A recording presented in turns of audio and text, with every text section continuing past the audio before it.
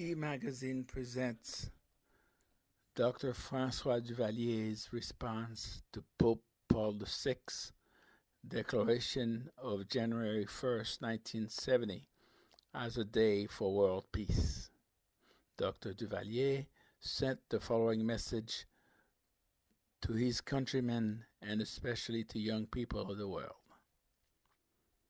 The first day of January 1970, in accordance with a tradition established 3 years ago, was declared by His Holiness Pope Paul VI to the people of the world and their governments as the Day for World Peace.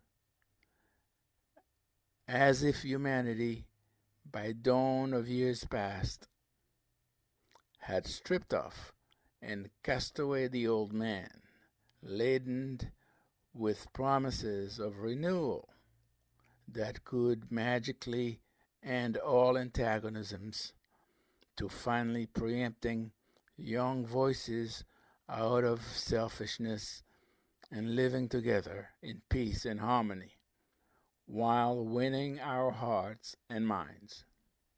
For those of us living in the tortured land of the former Saint-Domingue, the 1st of January is a happy coincidence.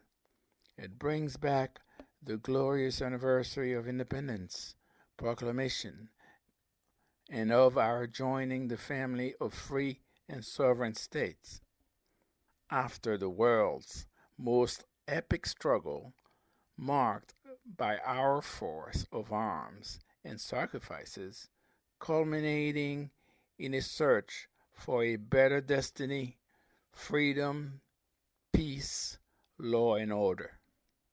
Therefore, it is with great fervor on this day of memorial we associate once more the Pontiff's initiative and invite the Haitian people to join their voices and prayers with those who seek progress and are peace-loving people of goodwill. And yet, the world climate had never been so unfavorable to the establishment of a just and lasting peace. That peace appeared as a dream that seems to be fading rapidly from afar and into the future. And yet, anywhere in the world, the thunderous sound of cannons went unabated, whether in martyred Vietnam, victim of an unimaginable outburst of passion, or in the Middle East, where the ceasefire line had become the belligerents' starting line for sporadic incursions, a theater for a barrage of artillery shells, aerial bombings that call everything into question without ceasing, or in Korea, where the unstable equilibrium found is at the mercy of the slightest incident, nor do world nations enjoy internal peace, a necessary condition for material and moral progress. Strikes, some of them with political undertones, are cued to follow one another endlessly. Agitators, troublemakers, took advantage of the climate to legitimize attacks over those who are vigilantly maintaining order.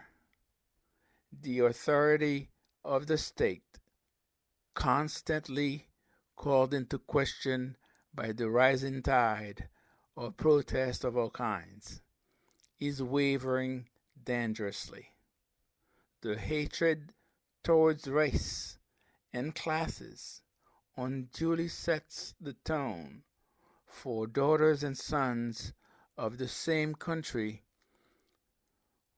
on a chain reaction to foster animosity towards one another. Collective vices are on the rise.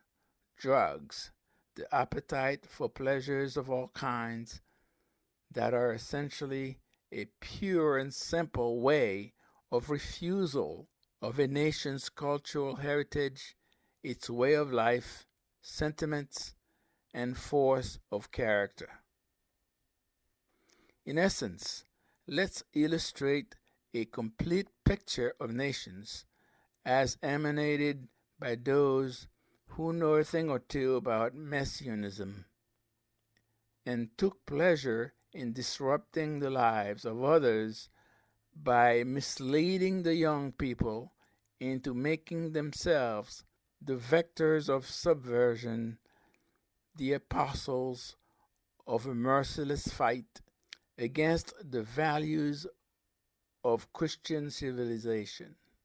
The generation that came into the world at the end of the Second World War witnessed, in the words of His Excellency Uthent, Secretary General of the United Nations, in a message to young people both at the beginning of the nuclear age and the creation of the international organization. Talking about young people, he said, two paths are offered to them. The first one is of war, and the other of peace. If peace is truly to prevail, young people all over the world must have a spirit of independence, of freedom from prejudice, and open-mindedness towards a heartfelt appreciation for one another. Finally, the spirit man could therefore be free from its mythical past prejudices. Then, and only then, a new social and political order could be imposed. This is my wish, and also the wish of the Haitian people and that of the government. This is their most fervent prayer on this World Day of Peace, to the God of glory, power, and love.